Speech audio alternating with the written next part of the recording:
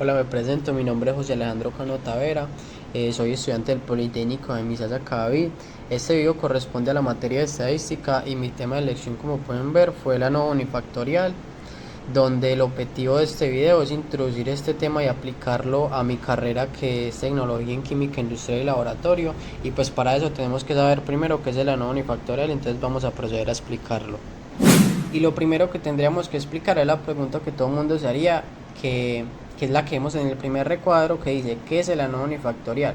Vemos que dice que el análisis de varianza ANOVA unifactorial es una técnica estadística utilizada para determinar si existen diferencias significativas entre las medias de tres o más grupos independientes.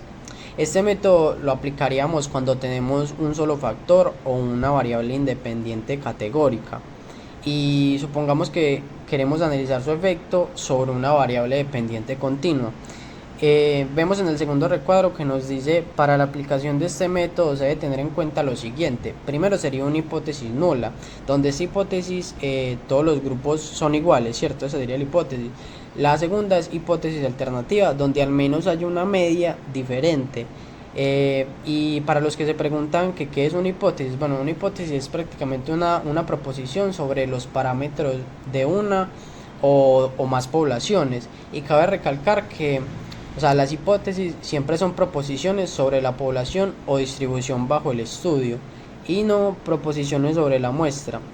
El siguiente sería estadístico F o razón F, donde este sería como el valor resultante después de comparar la varianza entre los grupos y dentro de los grupos. Y por último sería el nivel de significancia, que indica si rechazamos, este nos indica si rechazamos o no la hipótesis nula. Entonces ya pasaríamos a la siguiente, donde ya veríamos este recuadro que nos dice conceptos básicos de la ANOVA unifactorial. Entonces primero vemos que el primero es que los datos son independientes. El segundo es que los grupos tienen distribuciones normales. Y el tercero es que hay homogeneidad de varianzas, o sea que la varianza es similar entre grupos y no dentro de los grupos. Entonces ya podemos pasar entonces a la siguiente diapositiva.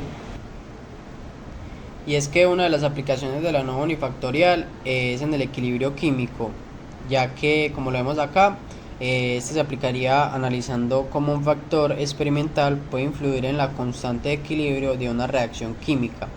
O sea, este análisis puede ser clave en experimentos diseñados para optimizar condiciones de equilibrio, más que todo en procesos industriales. Entonces vamos a suponer, vemos la primera imagen, la primera reacción. Vamos a suponer que vamos a estudiar esa reacción balanceada y queremos evaluar cómo la temperatura afecta la constante de equilibrio, que es K. Y para eso se realizan pues experimentos a diferentes temperaturas, como lo vemos en la tabla en la primera columna, y se obtienen valores de K en cada caso. Se hacen 3 repeticiones, 3 diferentes mediciones para garantizar que no haya un error, y por eso se le saca promedio a la constante de equilibrio. Bueno, empezando entonces a analizar, primero vamos a identificar lo que podamos. Entonces, como vemos acá abajo, hay unas preguntas: ¿cuál es la variable independiente? ¿Cuál es la variable independiente? Que vamos pues a responder. Entonces, ¿cuál sería la variable dependiente? Serían los valores de K, o sea, los valores de la constante de equilibrio, ya que dependen de algo. ¿Y de qué dependen? De la variable independiente, que ¿cuál sería? La temperatura. La hipótesis nula vendría siendo, la hipótesis nula es que no hay diferencias significativas en los valores de la constante entre la temperatura, ¿cierto? Y la hipótesis alternativa es que al menos una temperatura produce un valor de K significativamente diferente.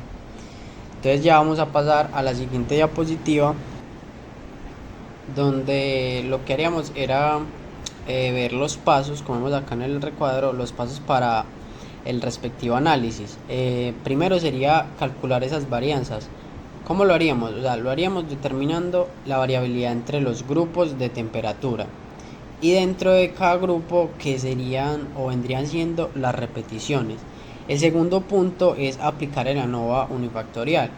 En este punto tendríamos que comparar la varianza dentro de los grupos.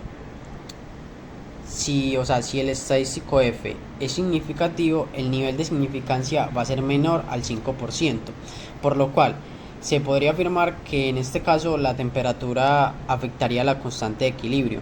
Y ya pues en el tercero vemos que ya es la interpretación de resultados, que tendríamos tres factores a analizar. El primero es si no se rechazara la hipótesis nula. Si no se rechazara, ¿qué pasaría? Pues el valor de significancia sería del 5%, ¿cierto? Y no habría evidencia estadísticamente significativa para afirmar que la temperatura afectaría la constante de equilibrio.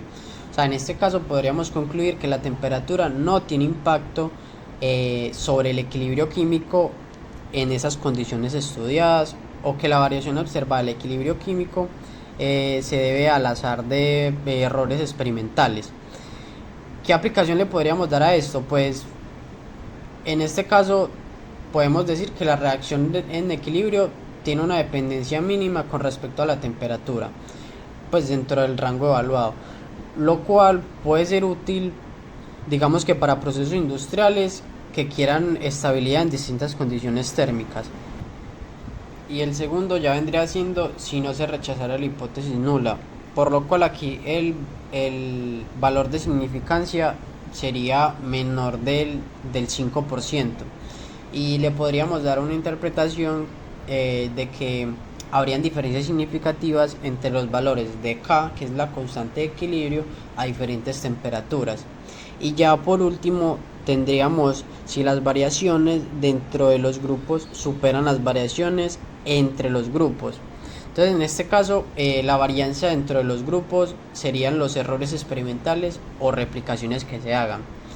Sería alta, o sea, en comparación con la varianza entre los grupos, que entre los grupos sería como el efecto de la temperatura. ¿Qué interpretación le podríamos dar? Esto nos indicaría que el diseño experimental no logró minimizar las fuentes de error, lo que dificultó afectar un efecto significativo de la temperatura. Por lo cual, entonces estos serían como los tres factores que serían de la interpretación de resultados. Vamos a pasar entonces a la siguiente diapositiva, donde ya prácticamente serían las conclusiones generales. Bueno, decir entonces que los resultados de la nueva unifactorial ofrecen una manera objetiva de evaluar si las diferencias observadas en la constante de equilibrio o en cualquier otra propiedad son atribuibles al factor experimental, que vendría siendo la temperatura, o al azar. Este análisis permite también tomar decisiones fundamentales en datos para optimizar procesos químicos y así ajustar condiciones como la temperatura para minimizar la eficiencia del equilibrio químico. Entonces eso sería todo. Esta sería la bibliografía donde se extrajo la información. Gracias por la escucha.